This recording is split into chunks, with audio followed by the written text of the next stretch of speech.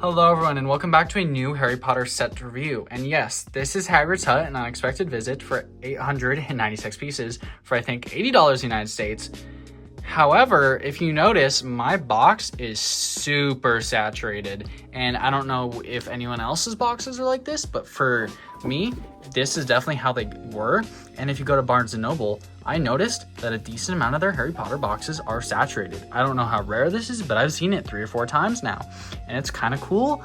It's also kind of weird, but if you go to the back of the box, it's completely colorful, normal colors. At first, I thought I had gone colorblind, but I realized that's not how that works.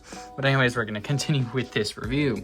Of course, we have 5 minifigures, including Hagrid, Harry, Hermione, Ron, and Draco, along with Fluffy. That's not Fluffy. That's his dog. I'm spacing it. And Norbert, their dragon.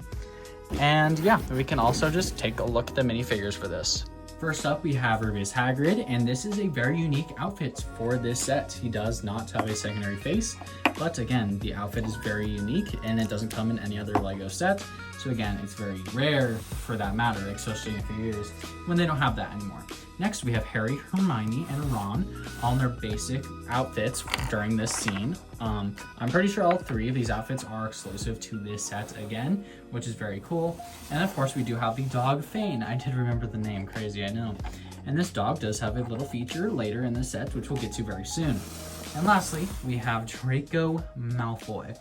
Now this guy is his basic outfit, and he does have an angry expression when he realizes that they all are hiding a dragon and tries to get them in trouble. And when I said that Fane would have his own little play feature, I wasn't kidding, because he does, and he has his own little house. And this build alone probably has over 100 pieces. There is so much to this little dog house. And honestly, I kind of love it.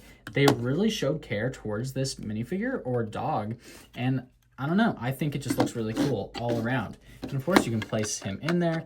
He kind of falls from time to time though, which is not ideal, but you can just sit him in there. There's no studs attaching, so he can take a nap in there as well if you want. But again, I just keep him in the house, and it's his own little area, which I think is really cool. And here is Hagrid's hut.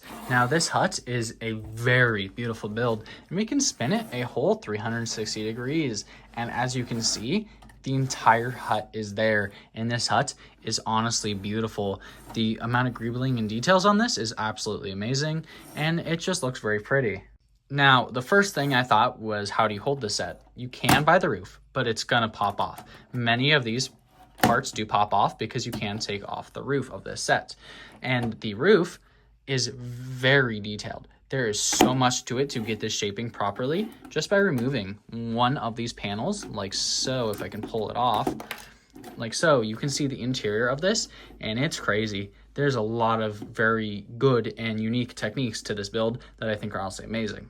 And of course, you can open up the door. You just have to push it outward, and you have access to the interior. And of course, you do have aerial access to the interior, but to get the most access, all you have to do is push these 2 walls apart, and you have a full access to this interior. And we're going to first look at this main section right here with the couch, where you can actually fit Hagrid on it, which is definitely something that was shown on the box. It's nothing special. It's literally just basic bricks, which of course is to be expected, but you can also remove this chair, and you can move it up and down like so. So you can have Hagrid standing on it for some reason, but you can also have him laying down on it like a bed. So I'm assuming that's kind of what this is. It's like Hagrid's bed in this case, and you can just lay down on it like so. You also have his wand, or his umbrella for that matter as well, that's right there. And then you do have his little KitchenAid here, which is stuck to the wall and is part of that wall. And that's pretty much everything in this little section. There's a window on above his head as well, and then some flames as well. If we move on to the left section, we have some keys because he is the housekeeper of keys. And there is a chair here along with an axe and a fireplace and some mittens. That what you can actually do with these is put them on his hands like so. I'm only gonna put one on, but we can put this on his hand if I can figure it out. So close. Whatever, but it does work. You can put those on his hands, and that's kind of how it looks. And there we go. I was able to do it after a few seconds, and you can put his mittens on, which I think is very cool. Very simple technique, but it's very cool at that you're able to put that on. And lastly, we have this right section right here, which has Norbert the dragon, along with some cleaning supplies or some wool and some radishes. And of course, there is this section here, which if I can open it, has a portrait inside of it, which is just an extra portrait that this set gives just to fill that empty space.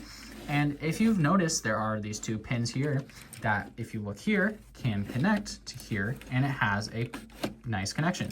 So giving a little tug is not going to completely pull it out, unless you give like 4 or 5 tugs. And again, there are some gaps through there to give this set height, I guess. And of course, you can close it up like so, and like that one. And you can take a look at the full inside of this thing. And it's a full interior. I think this is a very cool looking build too. And here's what this set looks like with all the minifigures inside of it. It definitely is not the most crammed set in the world, but again, there is still a very limited amount of space that does work very well and looks very good at that. And lastly, we can put this back right on top of it, and it fits very snugly. You kind of have to put it like this. If you put it the opposite way, I don't think it connects properly. But again, there is, of course, the chimney, which I didn't really talk about. I'm pretty sure, yeah, it's very removable by one stud. There's no point to remove it though. And you can put it right back on if I can. It's a very simple technique, just as pin. And yeah, that is Hagrid's Hut.